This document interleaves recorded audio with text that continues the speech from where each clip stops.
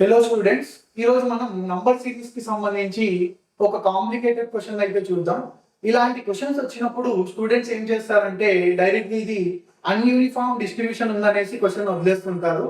So అలా వదిలిపెట్టకుండా అన్యూనిఫామ్ distribution వచ్చినప్పుడు ప్రాబ్లమ్స్ ఎలా సాల్వ్ చేయాలి ఇప్పుడు చూద్దాం. ఇప్పుడు ఇక్కడ ఈ క్వశ్చన్ లో చూడండి, what comes next in the following series అంటున్నాడు.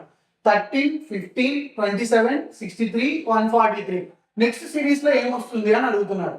చాలా మంది స్టూడెంట్స్ ఏం చేస్తారంటే ఇలా సిరీస్ రాగానే సొల్యూషన్ స్టార్ట్ చేసేసి 13, 15, 27, 63, 143 అని స్టార్ట్ చేస్తారు. ఇక్కడ వరకు బాగానే ఉంది. తర్వాత ఇప్పుడు ఎప్పుడైతే మీరు డిఫరెన్స్ ఫైండ్ అవుట్ చేయడానికి వెళ్తారో ఇక్కడ నుంచి ఇక్కడికి +2 అనేది అడిషన్ జరిగింది.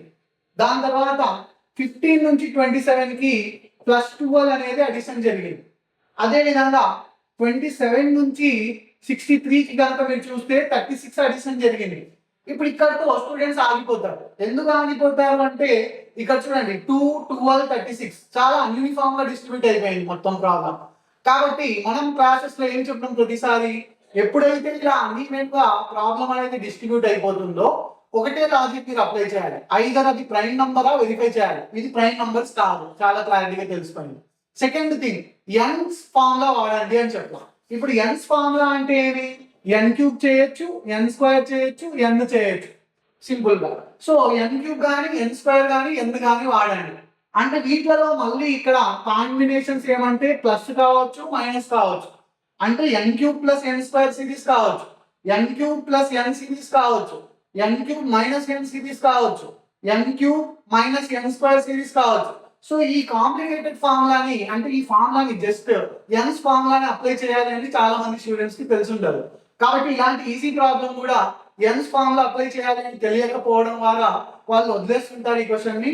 ఇప్పుడు చూడండి 2, 12, 36 దీని తర్వాత ఇక్కడి నుంచి ఇక్కడికి 80 పెరిగింది. ఇప్పుడు సెకండ్స్ లో ఆన్సర్ మీకు ఎలా వస్తుందో చూడండి. ఇక్కడ 2 ని నేను ఏ విధంగా రాయొచ్చు అమ్మా?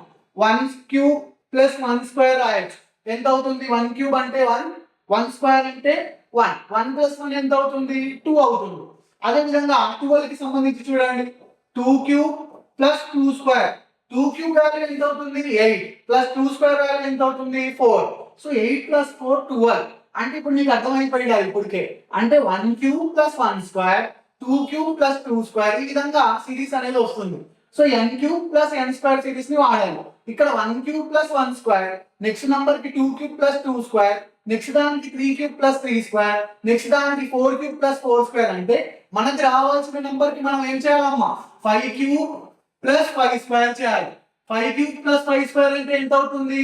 5³ అంటే 125, 5² అంటే 25. సో ఓవరాల్ గా 150 అనేది మనం అడిషన్ చేయాలి. సో 143 కి మీరు కనుక 150 అనేది అడిషన్ చేస్తే ఓవరాల్ గా మీకు 150, 143 కి 150 అడిషన్ చేస్తే ఓవరాల్ గా 293 అనేది వస్తుంది.